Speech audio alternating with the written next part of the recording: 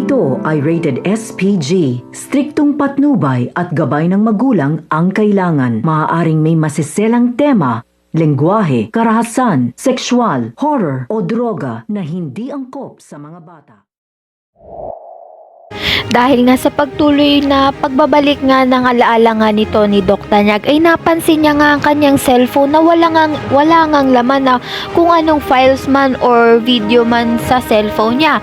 Kaya tinanong niya nga itong si Zoe kung asan nga daw ang mga files niya doon sa cellphone niya. At aligaga nga itong si Zoe at hindi niya nga alam kung anong sasagot niya. Kaya naman sinabi niya nga agad ito sa mami niyang si Moira. At wala nga rin magawa itong si Moira at dapat nga raw nilang unahan kung sino man at kung kanino man ang cellphone nga nito ni Doc Tanyag. Ngunit ito ngang si Josa ay makukuha na nga ang cellphone at malalaman na nga nila kung ano ngang laman talaga at kung kanino nga talaga ang cellphone. At malalaman nga rin ito ni Lynette at ni Annalyn. May malaking posibilidad nga na sabihin nga nila agad ito kay Doc Tanyag.